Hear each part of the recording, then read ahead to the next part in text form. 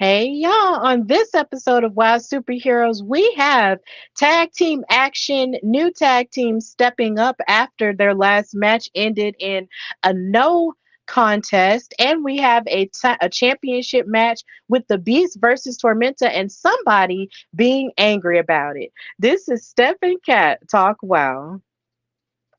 Yeah, yeah. Making her way to the mic. They start dimming the lights. You start feeling alright. From Birmingham, home of the Teddy Longs, and the rumor stutters. More once you discover. For all of the lovers, Whitney Houston and Roman Reigns. For all of the lovers, and Mickey James and Marvin Gaye. For all of the lovers, and Sasha Banks, Janelle Monáe, Silk, Sonic, and Paige. Allow me to say, look, I just found a place, sweet escape. Every one of us, I was kinda late, 'cause I just made it off the struggle bus. Walking by the fake, 'cause I know it's right in front of us. Yo, I ain't with the hate, gotta focus.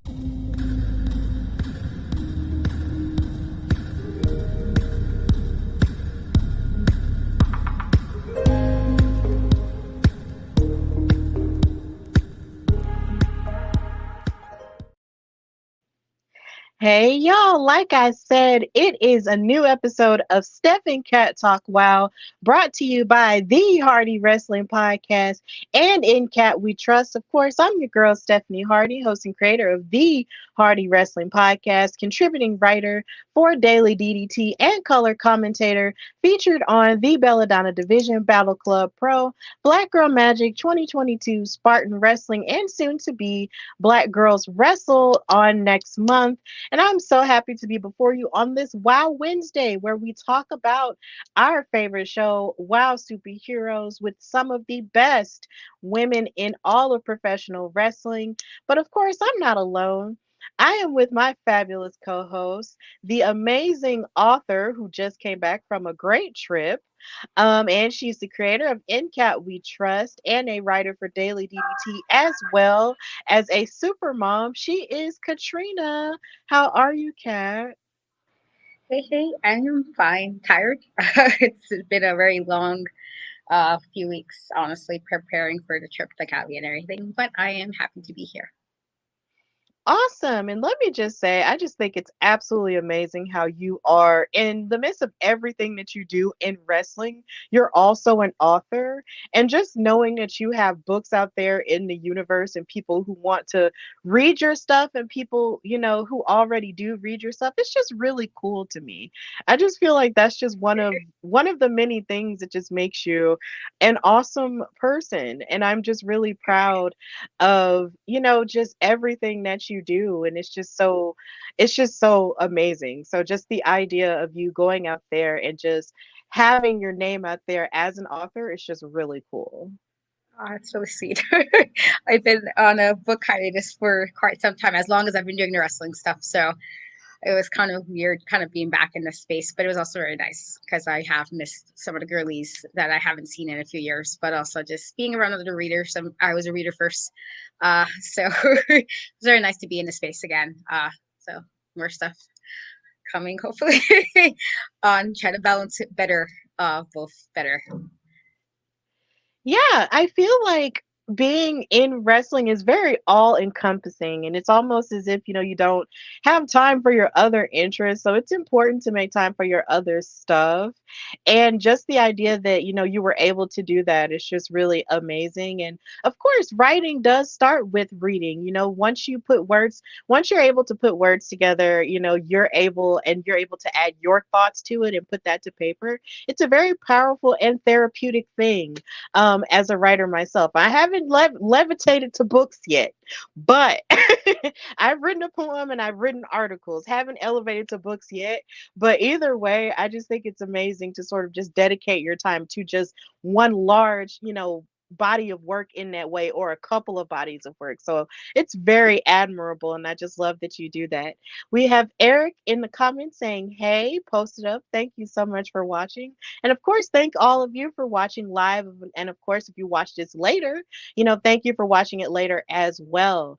So, of course, last week was a pretty interesting week to say the least, with WoW having more exposure when it comes to San Diego Comic Con, and also having an interview with variety, as they prepare for their third season. And then, of course, we have those tickets that are going to be on sale as they film their third season. So be on the lookout for that if you're in the Glendale, California area. Go buy your tickets and support these ladies as they continue to tape this show. It's really amazing. So go out and see some live wrestling, and especially women's wrestling as well. But in this episode that we had, it was really, lit and everything. And I just really like appreciated a lot of the tag team action and a lot of the teams that we saw. So we're just gonna get right into it. This episode. So this episode started for me because it was preempted because of soccer, whatever, Alabama sports. It started with the first match, which was Miami Sweet Heat and Penelope Pink, of course, coming out there with Lana Star and Vicky Lynn McCoy versus the Island Dynasty in the form of Tiki Chamorro and the Tonga Twins. And it's really interesting because as we get further into the second season, we don't exactly know when we'll reach the point where we won't see the Tonga twins anymore per se, but it is still good to see them, in action with this. And I was watching this episode and I almost got scared for a second because we have seen these two teams fight each other before. And I was just like, wait a minute, is this a rerun? Like I got literally afraid, but then as it turns out, they were fighting each other again and it was okay and I wasn't tripping. So, before the match got even got started, they well, before we even got started with that, the Carlson sisters in the last episode attacked the mother truckers after they defended their titles in order to prove that they feel like they should be next in line for the tag titles. But of course, this match right here began with a brawl, and Tiki Chamorro actually got the best of Penelope Pink, which was a common theme throughout this entire six-woman tag team match.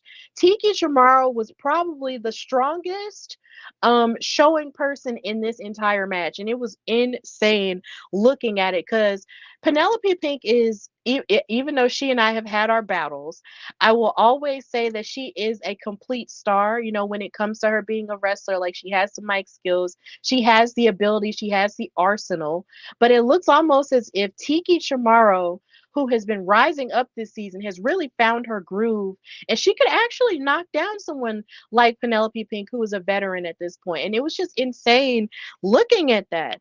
But then, of course, you had the power of the Tonga twins, Ashley and Stephanie, kicking all kinds of butt in terms of Lindsay and Lori and getting the upper hand on them. But of course, when the Fab Four is out there, you're not just fighting who you're in the ring with, you're essentially fighting other people. And freaking Lana and Vicky tried their best to interfere, but Kona and Chaos really had their number and would actually kick them down every chance they got. And as soon as they were able to kick them down, Tiki hit a series of running clotheslines to Penelope Pink and a headbutt, and then Vicky stopped her Tiger Fate kick, and then Kona wound up kicking her off of the apron in order to move her out of the way, and they gave a double spear to the Carlson sisters. And here again, Vicky Lynn tried to interfere, but then she met a super kick from Kona, and then Tiki landed her coconut crusher to Penelope Pink to win the match. So the Island Dynasty turned out on top. Ashley and Stephanie held up the arms of Tiki Chamorro, and this was really amazing to see that the Island Dynasty was still very much united against the Fab Four. But the funniest thing that I keep seeing in these last few episodes is that every time the Carlson sisters or Penelope Pink are in the ring, Vicky Lynn tends to be the weakest link in trying to, interfere on their behalf, but winds up messing up somehow. It's really interesting how that keeps happening to the Fab Four, and I'm wondering if at some point they're going to have a come to Jesus meeting about that. But this was a really good match, but the Island Dynasty came out on top. So, Katrina, how did you feel about this match and the action involving the Island Dynasty and how they came out against the Fab Four? I enjoyed this match. You know, you did mention that we're not really sure when it's going to be the last time we see the Tongas, and you know, much love to them. But it is one of those things that again we were always we were always huge fans of them, and so it's like for the little bit time that we do have left of them on WoW, at least it's always very nice to like, oh yay, we have one more, and like because we don't know when the last matchup would be for them, so it's like, oh yay, we have this matchup, we have this, and so it was nice to see them, and obviously Tiki Chamorro, and I think that from the first time we've seen them team up, one, Tiki has really grown since we've seen her. I think this season she really, really stepped up, but even more so recently in the last few times we have seen her wrestling, she's really, really, really stepped up. Like just to kind of show that she's just as badass as the women, other women in the ring, and like she's a tinier woman, and you know maybe even to an extent a little bit quieter. And there's nothing wrong with being tiny and quiet. I'm one of those to an extent, until I'm not. Well, the tiny part stays the same, but the quiet part maybe not. And so you know, I always love to see a smaller person, a person of a smaller stature necessarily kind of, you know, exude that level of confidence that she's been showing. And I think it's been absolutely fantastic. And, you know what to expect from the Fab Four. And this is not even shade to any of the ladies. You know, like Penelope can do her thing, and you know that Miami Sweetie can do her thing. And when Vicky's not whatever's been going on recently, she does what needs, you know, her thing. But I feel like for some reason, I feel like Tiki and the Tongas have really been on one, and in a good way, like where they just been on it, on it, on it, on it. And I think they showed it in this matchup. I think they really did. And I loved even with the Tongas kind of like kind of letting Tiki kind of have her moment in this match where they was kind of like raising her hand instead, because while they did as they always do, she really did her thing in this matchup. Like it was one of those. I'm like, oh snap, you know, you get excited again. Women of smaller stature is a check for me, because it's like I'm a tiny person, and so when you can see a person of my size, you know, doing all these cool things, it's always like yay, like extra for me. And so you know, I love that they did that. I felt like if anything, because we did say some weeks ago, a few months ago, I think, when we were saying that I mean, at least I did felt a way about kind of how they seemed like they weren't, they were kind of like pushing her off to the side. And I feel like now they're kind of at a space, at least for the episodes that we've gotten recently, that she's, you know, they're kind of realizing that she's just as important of the Island Dynasty as they are. And I think that's a very nice touch. I think that's a very nice thing. And so, I thought they were fantastic. I thought this was a really good match, but just really kudos to Tiki, because I feel like she was definitely the MVP of this match. She really was. She really just shined in this, and I'm like, oh, if we are we getting are we getting a title soon? Is that what we're getting? Is that what I'm hearing? Well, if I'm not hearing it, then I'm saying it in the ether so you guys can hear it from me. Give us that time. And I love the Beast. No, get me wrong, but I would love to see her really truly have it. Just because I feel like she's kind of standing on her own a bit here. Like she's really, really shining, and I'm just kudos to her. Yeah, I think that's interesting that you brought that up because Tiki versus the Beast would be, as much as we do love the Beast here, we love all the ladies, absolutely. Um, the Beast versus Tiki Chamorro would be a very classic David and Goliath story, for those who are biblically sound in that way. Or, if you know that story, it's just you have someone that is as small as Tiki, but yet has the will of a lion and yet has grown so much in the ring. Going up against someone for that big of a title, like that would be huge for her in her career. Because as far as I've known, since we've been covering WoW, I don't recall her having a championship match yet. And I feel like that would be amazing for someone who has grown as much as she has. Like, I feel like that's one of my favorite parts of watching WoW is seeing the wrestlers who have not, been wrestling as long as, say, some other women who we know have wrestling careers outside of WoW, come into their own. And just seeing Tiki do that throughout this match was just really, really incredible. And the thing that I also appreciated the most about this match was the fact that even though you can never really know what to fully expect from the Fab Four, these women, in terms of the Island Dynasty, they really did, study them and embrace the fact that these are women who play dirty and they actually had their moves scouted. And I really liked that in terms of watching Ashley and Stephanie slash Chaos and Kona have everything scouted in terms of them interfering on the outside, and even with Lori and Lindsay doing their thing, because of course that's their biggest rivals. So it was just a really good opening match all around, and Tiki fighting the Beast is something that I would want to see. It would be amazing if that's the case. I almost wonder if it's, this is going to sound kind of crazy, but go with me here. Wouldn't it be insane if WoW actually came up with like another mid card title? Um, for like say for a Tiki or for someone, or even a Princess Aussie, like in terms of them Yeah. winning that before they would step up again for the WoW World title. I mean, I think they have a good enough roster to do it. There's enough ladies there. You have the tags, you have the stables, you have the solos, and even some of them who have been in and out of teams or not. I can see it. I wouldn't mind it necessarily. I would think like, okay, I can see this being another prize for the girls to go at it for. Yeah, that I just feel like since my brain has sort of been on mid-card titles for a while, it's just kind of like, what if WoW actually had another singles title? Because of course they have the tag team titles, but the only singles title they have is the WoW World. And it's not to say that the WoW World isn't prestigious and doesn't deserve all of the attention, because clearly it does.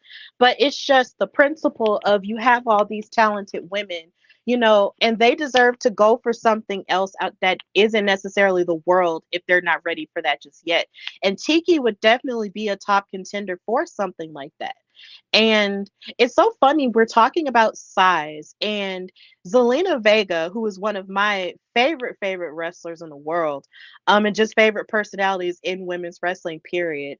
It's like she's been told that even she's too small for certain things as an athlete. And I just want to tell people that you are never too small to do anything in life, because the greatest gymnast, possibly the greatest athlete in our time right now, is 4'8", probably 4'6", 4'8". That's Simone Biles, and she wins medal after medal after medal after medal. Okay, so we're not going to sit here and just act as if short people or small people aren't great athletes or can't contribute anything to sports at all. When you have women like her who are just at the very top of their game and just changing how we even think about sports or think about gymnastics. So just because you are small does not mean that you can't accomplish anything great or anything of note in sports. So I just want to put that out there as well. So yeah, it was just Tiki really did show out here in this six-woman tag. And if she is in line for a world title match at some point, I would be definitely open for that. But I just had to put that out there. Power to the short women, okay? Power to the short women. So after that match, we had an entrance and a promo from a Kentucky queen by the name of Jessie Jones, who we hadn't seen in a minute. She basically, came out on her own, not with her partner Amber O'Neal, and she cut a promo telling the fans to, keep up their booing and stuff. And she said, honestly, I don't care what y'all think. She said, you say I suck. That's the general consensus. Well, with my win loss record, that means every other girl on this roster is terrible. And don't look at me all confused, David. You ought to know exactly what I want. Won't you tell me something? Why does Tormenta have yet another title shot, and don't you dare tell me because she's earned it. She has lost more title shot matches in the last 2 years than I have lost matches since the year 2013. That was forever ago. Um, and that's facts. Every singles champion that we've had, every single number one contender that we have had, has not had a winning record that compares to mine. So, what is it, David? Exactly. You ain't got nothing to say. And until I get my title shot, I'm going to be a thorn in your side. You better believe it. So, Katrina, how did you feel about what Jessie Jones had to say about how she should be the next in line for the WoW World title and not someone like Tormenta? I mean, to an extent, I get some of it because I think this is something I've said before previously as well. That you know, you, it's a very weird thing that you had so many opportunities to have a title shot, and you lost, those opportunities. And so, in that regard, I definitely understand the like. Well, how did she get it again? This would be the same no matter what the promotion. I would kind of be like, wait a minute. I'm like, all right, well, how we get here again? What did you do to change, what we've seen previously in regards to that she was able to get the opportunity again? So in that regard, I definitely can understand some frustration there. With that being said, we haven't seen Jesse in a little bit.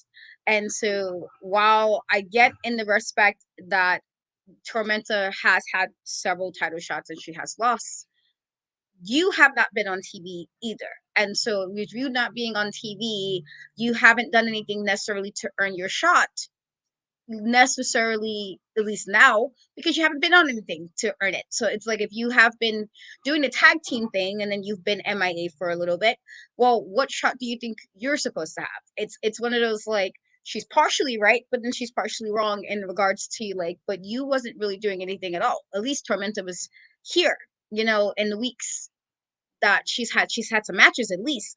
You had zero matches in like weeks. I can't remember the last time you've seen her on screen. And so I feel like in some respect I get it because I would probably feel away and like, okay, well, how did you get it again?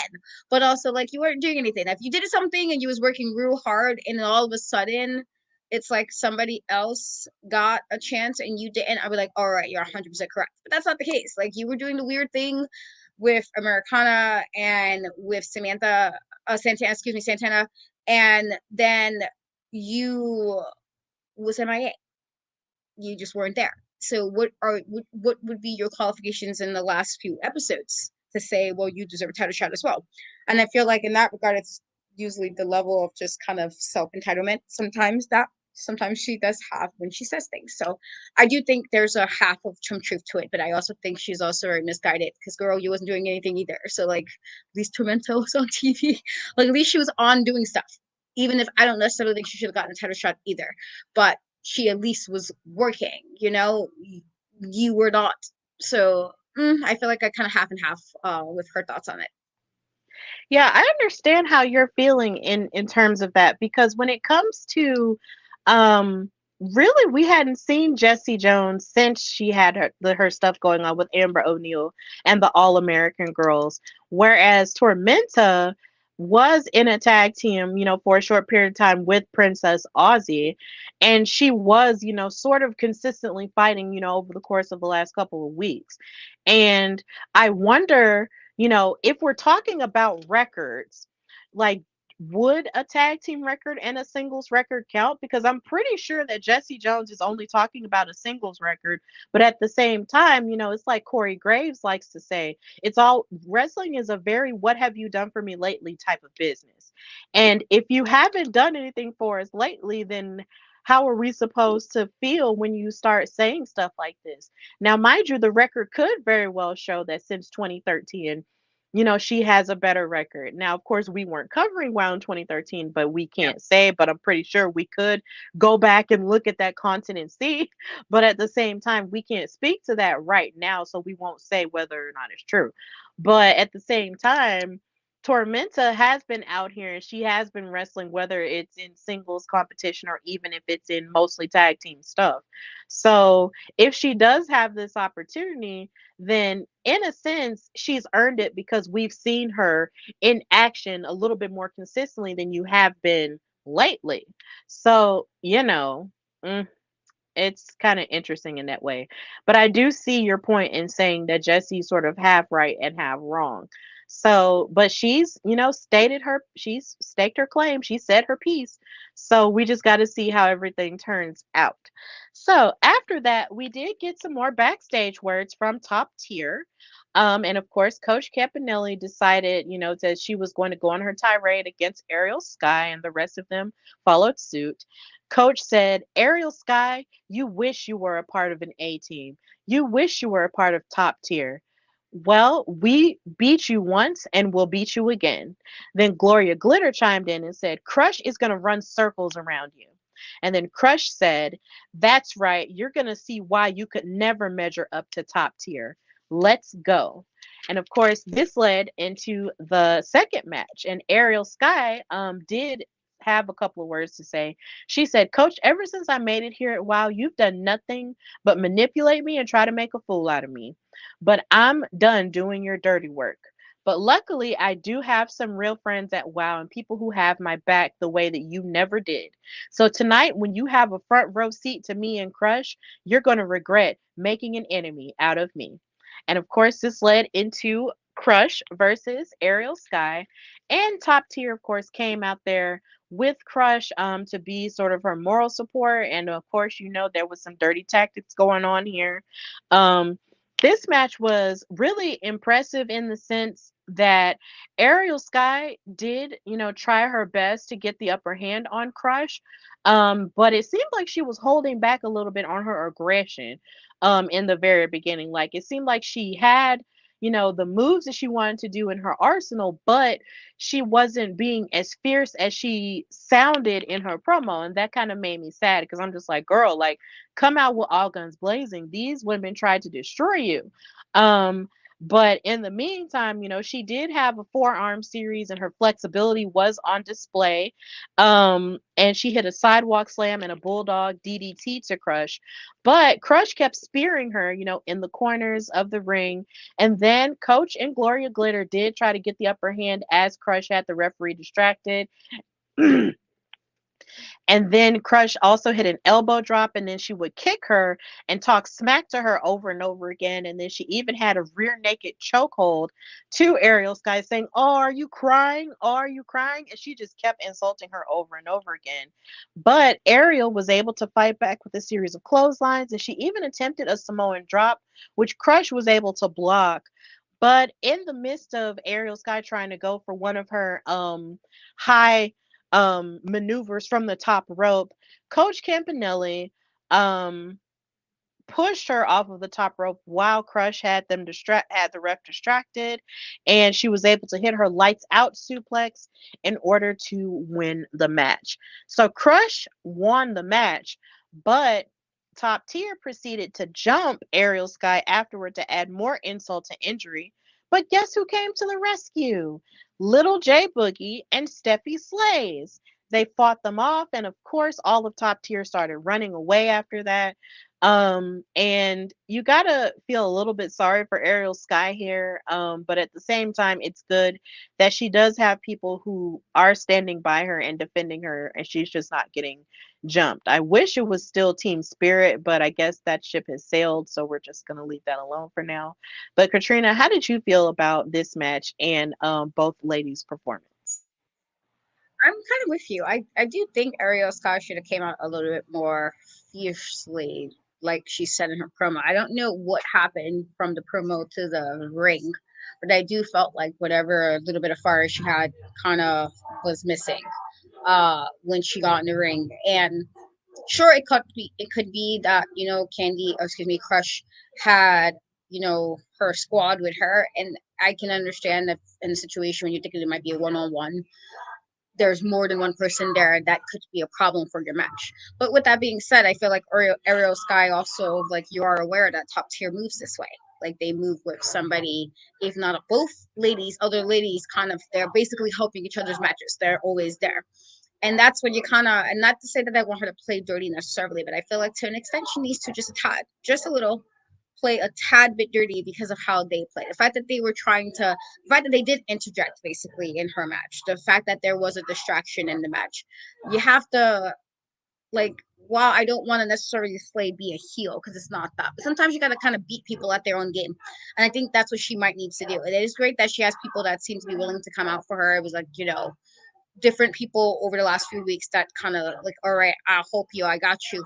But with that being said, it's like because it's still like, even with the people you have ready to defend you, you're also kind of standing alone here. And so you might have to play just a little bit dirty because this is how they are acting. With that being said, I thought the match was good. I do think, Crush was a tad bit better only because I felt like she was a lot more confident in this. And it could very well possibly been because she had the other ladies top tier there. But I do feel like there was a little bit of confidence more than Ariel Sky. And I think that might have helped her even make the match easier for her.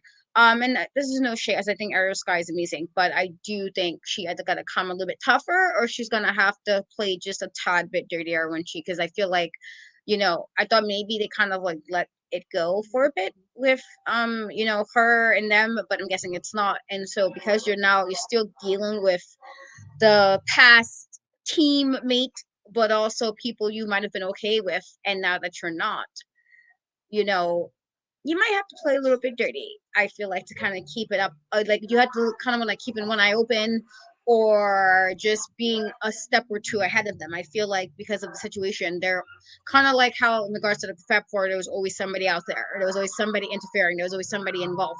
The top tier seems to be in that same path of like there's always somebody out there. There's always somebody trying to get involved and changing the course of a match. So she needs to be a bit smarter. And even if she has to play a little bit dirty to get a better outcome in the matches, I think she needs to do that. But I think it was a good match otherwise.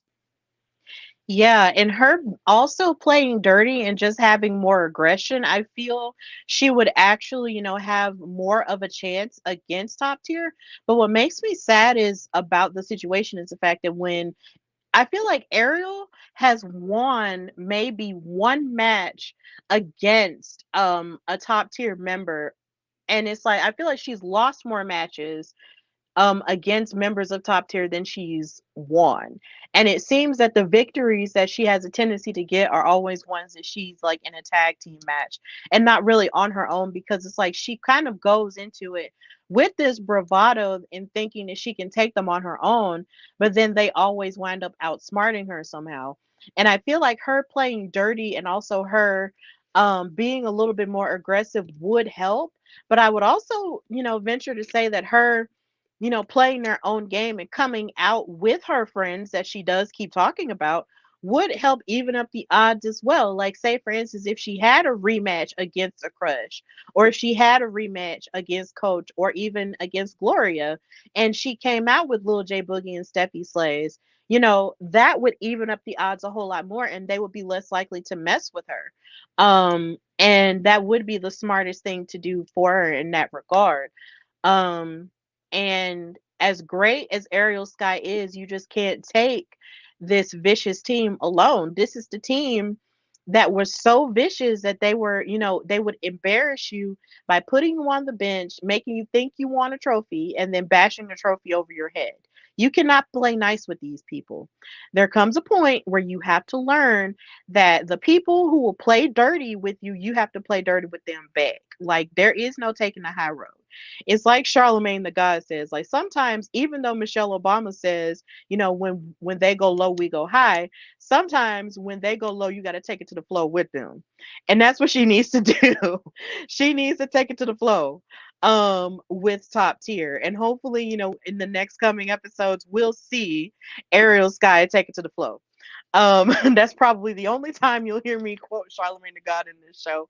But I just feel like sometimes, he says stuff that is right, and that's something that fits this situation. Ariel Sky, as much as she likes to fly in the sky, she's gonna have to take it to the flow.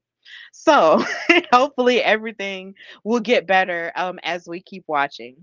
So after that, we did get a third match, which was another tag team match with the Heavy Metal Sisters 2.0, Rebel Haze and Fury, going up against the Dojo Defenders. That's Kara Kai and Tara Strike. And something funny about this is the fact that in my notes, I almost wrote Doja Defenders. Could you imagine if Doja Cat was watching WoW? Would you imagine that? Like, that would literally like slay me. How would you feel about that, Katrina? I mean, it'll be funny if she did. Like, I know she like the sneakers. I know she's like supposed to be a spokesperson for these Skechers sneakers, and I've been wearing the sneakers for at least 2 years before she got it. I was like, I've been telling people these sneakers are super comfortable, and it's not like what people think the Skechers sneakers are. These are actually really cute sneakers because my mom's the one who told me about them. And so nice. I was like, like, oh snap, she's wearing something I've been wearing for like 2 years. And so it would it I think if she did watch it, it would probably get more people interested in watching it because sometimes people just need a celebrity to do something and they'll do it too. So pretty cool. It would be insane, and I would love it. And I actually wanted to get those sneakers, but just never did. And I actually need another pair of sneakers. See, funny enough, I do have a new pair of shoes that my boyfriend bought me for our anniversary. He bought me a pair of the long Converse that AJ Mendez used to wear to the ring, and I've wanted those pair of Converse for a long time. And he gave those to me for our anniversary, and I'm so excited to finally wear them out. But I really do need a good pair of sneakers. I do, because walking around, you just need a good pair of sneakers and tennis shoes. So I will definitely look into those. Because I wanted to, but just procrastinate, because I just procrastinate with buying myself things. It's bad. But back on subject. This tag team match was fire between the Dojo Defenders and Heavy Metal Sisters. The thing that I love the most about this match, in talking about people watching newer people step up to the plate, is seeing the martial arts display of Tara and Kara. Like in the first beginning of the match, like Tara Strike, I'm trying so hard not to call her Tootie. Tara Strike did such an amazing job in the first going of the match, with her kicks and strikes to Fury, that I was just like, oh my God, yes. And it almost worried me to a degree because, of course, the last time they fought in a tag team match against the Brat Pack, she almost knocked out BK Rhythm, and I hope she's feeling better from that situation. But it's just seeing her and just how quick she was moving and how she was knocking down Fury and Rebel, in the beginning of the match, was just fantastic. And then you have Kara come in, with her jujitsu background. Like, it was just so cool to see them, get the upper hand on Rebel and Fury. But that's not to say that Fury and Rebel didn't try, to get the upper hand again, because they're more so like the hard hitters and the brawlers and the wrecking ball type of, women with their offense. And they definitely did try their best to get the upper hand and isolate Tara from Kara. But once Kara was able to get the hot tag, she came in and just like a ball of fire and just knocked down everybody. And she wound up winning the match with an eat defeat to Rebel Haze. And the Dojo Defenders got the win. And I was so happy to see them get that upper hand and get that victory as a newer tag team on WoW. It was so cool to see that happen. But this was a really hard hitting match. I enjoyed it very much, but I was so happy to see the Dojo Defenders get the win here.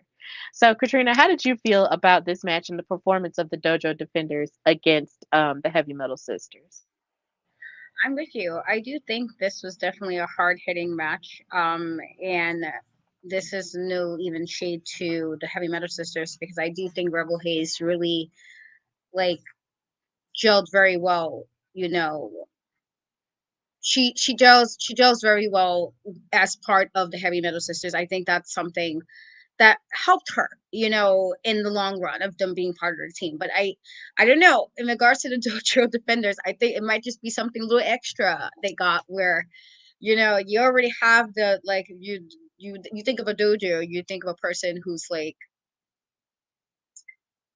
going to training or they're like practicing like over and over and they have a certain mindset and a certain goal, and I feel like that's kind of what the Dojo Defenders bring to their matches like every time. And I feel like in this regard is probably why just a little bit they was able to get like an upper hand and even win it. I do think that, you know while there was a lot of heavy hitting from both sets of ladies, I do think the Dojo Defenders is just out to prove something. And sometimes that's all you need. Sometimes it's just like your newer team, you're new to WoW. It's like, let's prove what we can do. Let's show everybody what we can do, how awesome we are. And I think that's what they did in this. And so it was a very hard hitting match, but kudos to them because I thought I was like, okay, like at no point did I feel like the match slowed down in any aspect. I felt like it was just on it, this on it, on it, on it, on it, with the way the back and forth went between them. And so I thought it was very well done, a very well done match. I was like, okay, girlies, all for it. And I know you have a little bit of a morbid thing for little Chidi, just her other wrestling name, but it's just I'm always, there's always good to see a black lady. I always say this, like, nothing against any other woman. We want the girlies to always do well, but it's always a nice extra yay when you can see a black woman doing well, because it's like for us, you're like, oh, yay. And so I thought it was a really good match, but I think the Dojo Defenders, they have something to prove, and they've been doing it continuously since we've seen them so far in a while. And this was just another win in the column of just showcasing what they can do, and that they might really be a bit of a threat in the tag team division. They really can be a threat in a tag team division, and it was just really refreshing to see them win in that way. And also, let me just give a shout out to Rebel Hayes because I'm actually friends with her on Facebook, and she had this special moment where she was watching. Her and her friends were watching her wrestle in a bar somewhere or in a restaurant where they had a large like TV, like a sports bar, and I thought that was just really special. And it made me think about the time me and my boyfriend actually went to this restaurant called Big Whiskey, and they actually had WoW on the TV, and I was really excited. And I'm pretty sure nobody else was paying attention, but I saw it and I was like, ah! And I'm just really happy that Rebel Hayes had that moment where she was able to see herself on TV with people she cared about. Not sure if it was this episode, but it was just really cool to see that she had that moment. But yeah, she's someone else that we do have to keep our eyes on in terms of, improving in the ring as a newer WoW superhero as well. But yeah, seeing the Dojo Defenders, practice and get their game up and really, prove their worth in the tag division has been something amazing to see. And it's just really cool to see. Um, Also, as you mentioned, black women, um, seeing a black woman, at the top of her game in martial arts, be on this type of platform and just be excellent at it, it's just really, really cool. Like, I just think that's amazing. So, kudos to the Dojo Defenders, and especially a big ups to Terror Strike slash Tootie Lynn. It's just really great to see her succeed in that way. So before we get to our main event, in the episode, they did show a spotlight. They put a spotlight on Tormenta, and they of course mentioned her stellar career in lucha libre wrestling, but then they went a little bit more into her life. And she shared that once she had gotten into wrestling, she realized she wanted to do it, but she had married really young and she had a son. But her marriage didn't necessarily last. And the person who she was married to actually wound up leaving her and her son behind. So she was a single mother. And she wanted to create a better life for her and her son. So she moved to Mexico City to pursue a wrestling career, and she left her son in Guadalajara.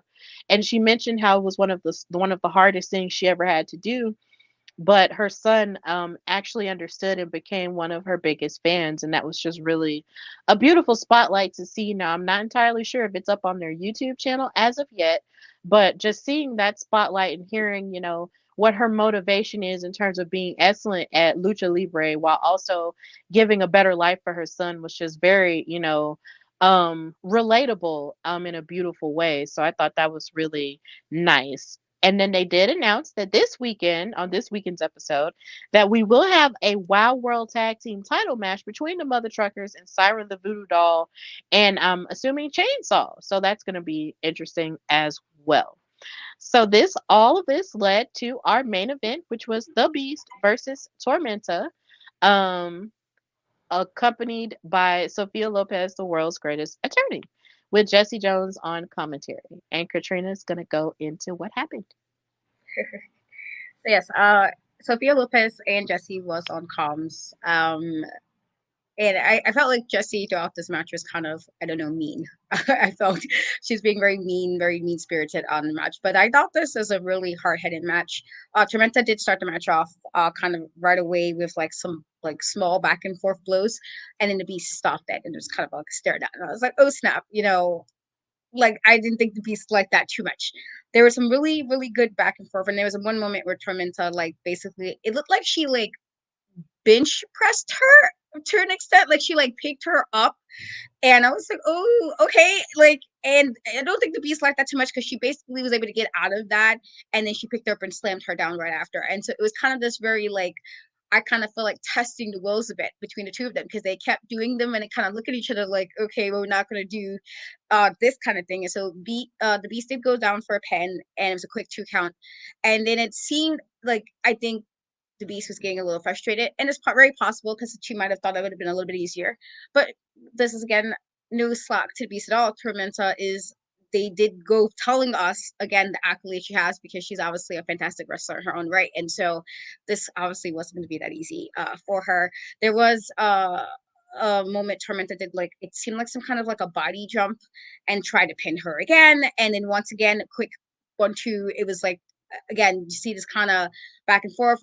There was a moment Tormenta started doing some hits to the face, but I thought, for me personally, once she did that, always a firm believer when a wrestler is like, you're taking too much time between that to like kind of goad a bit or be a bit cocky. It's always when it goes off off rails a bit. And so she did that, and the Beast basically reversed it and slammed her again.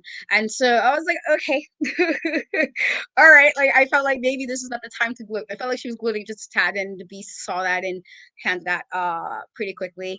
Then she kind of like threw Tormenta into the corner, and as she was about to run into the corner, Tormenta was able to get out. And then the Beast kind of ran to the empty corner, and Tormenta did like a rolling thunder. I don't know if that's the correct like name for it, but I know that's what Kevin Owens do, and so he did the rolling thunder into the corner, and it seemed like, okay, this was looking a little funny. Into the Beast literally reversed another move and speared her, like, just um quickly, and I was like, yes, like, again, no shade to Tormenta. I really like the Beast. Beast again, once again, went in for a pin. Tormenta kicked out again, and so now it's really like, now you can tell like Beast is really irritated, really frustrated, and so she grabbed Tormenta up one more time, basically showed like her strength, and slammed her again, pinned, and got her title, kept her title rather. And so I thought it was a really like hard hitting match. I thought both women really, I guess, seemed surprised that the other one wasn't going down so easily. So I was like, girlies, like, all right, it's Beast instrumental. Like, you're supposed to know this already. But I thought it was a really, really, good title match. Jesse did laugh on comms when it seemed like Sophia was concerned about Tormenta. She would go check on her, and she seemed like she was laughing. And I was like, oh, that's kind of mean. But I thought this was a really good match. I thought, like I said, I liked seeing some of the, I think it was more easier to see the Beast's frustration because Tormenta has a mask on her face. And so you can definitely see that the Beast was like, all right, why is she kicking out still? Like, after some of that, especially when it was like kind of, oh, she dropped her, but then she kicked out again. And I felt like both of them kind of had that moment throughout the match where they were a little bit frustrated with the fact that the other one was kicking out. But the Beast, as she does, did retain her title. But I really enjoyed the match. So thoughts. Yeah. The thing that I find funny about this match is how you said they were almost surprised. I guess they were surprised because it's really not that many people that can match up with strength with them. Because I know the only people who I think could match up strength with them on the WoW roster currently is, like, with the Beast, definitely is Tormenta, Reina, Del Rey, and more than likely Chainsaw. Like, definitely Chainsaw, and really that's about it. And maybe you could say Fury to a degree. And that's really just those four women right there. And what's so funny is it's like they faced off against each other before, but I guess it had been so long since they had that they were just like, oh my God, like, what is going on? Like, how am I not able to knock this person down? But really, there's only so few people that can match up strength with them and match wits with them. And the idea that, they kind of had to change up their strategy a little bit to face each other and to knock each other down sounds really interesting. But of course, the Beast isn't going to let that title go anytime soon, especially, you know, not to say, no shade at Tormenta, but she's just not going to let that title go against anybody. And I'm just really excited that she was able to hold on to it. But I'm even more thrilled for Tormenta that even with Jesse Jones being a detractor and thinking that she didn't deserve the chance, that she further proved why she could have been, WoW World Champion. And so that was really interesting. And the fact that Jesse Jones, of course, was talking all that smack, well, she can talk until the cows come home, but until you get in that ring, what are you going to prove? Because my thing is, what does Jessie think she's going to do against the Beast? Because in talking about all the women that can match wits and match strength with the Beast, Jessie Jones is not one of them. And that's no shade, but Miss Ma'am, you're tough, but you're not the Beast tough. Okay. So I just don't think, as much as she might want that title and as bad as she might talk about how much she wants that title, I'm not sure if all of that is going to be enough when you're actually standing in the ring with her. I feel like, if anything, she would probably have to pull a dirty tactic the same way that the Fab Four did, in order for her to get the title off the Beast at this point. So, with her being, mean about it and everything to Sophia or whatever, it's going to be a totally different story if she gets her opportunity against the Beast. And we just got to see how that turns out. But this was a really solid episode of WoW. I'm really excited about the tag team title match that we're getting this weekend, and of course the other matches that we're getting, which haven't truly been announced just yet. But either way, we're going to watch the episode, and then afterward, you can come back here and watch us cover it. So that wraps up this episode of Steph and Cat Talk WoW. Thank you guys so much for watching it live, and of course you can go and watch it later on our YouTube channels on In Cat We Trust and the Hardy Wrestling Podcast. And of course, I just want to thank Katrina for hosting the show with me. I missed you last week, but you were doing, author stuff, and that was really cool. So just tell everybody, where they can find and follow you and what you've got going on. Yeah, sorry. It's crazy. It was a busy week. I felt like I was trying to do a bunch of things and I could not do it. It was just a lot. But you guys can follow me on In Cat We Trust on most social media platforms. The E is a 3 on every place but TikTok, Facebook, and TikTok or Twitch, Facebook, and YouTube. Sorry, I think it's Facebook, TikTok, and YouTube. One of those, but everything else is a 3. Just kind of keep track on my YouTube channel. I do have new stuff coming. Like I said, a girly has been too busy and trying to balance all of the things and be a mom and balance. And so, and if you are into the reading thing and that's your jam and that's cool and fine and well, because I do like to read and I write a little some, as I had to explain to people. That I was like, when you were like, oh, I'm a wrestling broadcaster. And it's like, well, that's crazy. And I had to explain like it's two very different things. If you do, just Arthur K. Blake that is my pen name. I'm on if you're on my Instagram, you'll see a post that's collabed and my author page is attached to it. If that's the easiest way to look for it up, because I've had people ask me about, oh, what are your books? So that's the easiest way. Just look on the page and you'll find all the information. But yeah, just keep up on my YouTube channel and you see what's coming up. And obviously Wednesdays with Steph for Steph and Cat Talk WoW. And on Tuesdays, I do NXT with the Meta 2 after show with my girly, twin, Shay for BodySlam.net. Awesome sauce. And of course, know that you can follow me, your girl Stephanie Hardy, on Instagram and Twitter/X at Queen Steph Hardy. I am officially verified on Twitter, so I do have a blue check by my name, so that's really cool. I'm kind of important at this point. I think that's just kind of how I feel about it, because I still feel like a regular person who just so happens to have a check there. But it's cool to have it, so you can find me on Twitter /X with that at Queen Steph Hardy, and you can follow the Hardy Wrestling Podcast on Instagram at Hardy Wrestling Podcast and on Twitter/X at Hardy Wrestle Pod. You can also read all of my articles on dailyddt.com. I am still writing new things and working on new things, as well as doing more consistent work with HWP. I have 2 new HWP extra episodes on SummerSlam. You could go back and listen to my predictions and how I felt everything was going to happen for SummerSlam. And I have a post show where I talked about everything that did happen for SummerSlam. So please go back and listen to those. Those are available on audio and on YouTube. And I'm very, very happy to know that my interview with Tiffany Stratton from Money in the Bank, before she won the briefcase, has reached over 3,000 views, which makes it the most viewed video in all of HWP history, and I'm so happy about that. The only video neck and neck with it is my Mercedes Monet versus Kyrie Sane video, which is like at 2,900. So, thank you guys so much for watching that and for supporting that, and just continue to just keep up with my content as I put it out. Tomorrow I will be having a live interview with Stanley Carr from Wrestling with Heart with Stanley Carr. So be on the lookout for that on tomorrow afternoon, and just continue to support the vibe. There's lots of stuff happening, and continue to watch our show, Steph and Cat Talk Wow, on Wednesdays, unless otherwise stated, because life be life in. And continue to support WoW Superheroes as they, continue to air their episodes as well whenever it comes on for you. Look that up on wowe.com. You can also get their merch on wowe.com too, and buy those tickets if you are in the California area to watch their tapings for season 3. And if you're not able to watch them on TV, you can also watch them on Pluto TV, on Hulu, and on their YouTube channel, which is WoW Superheroes.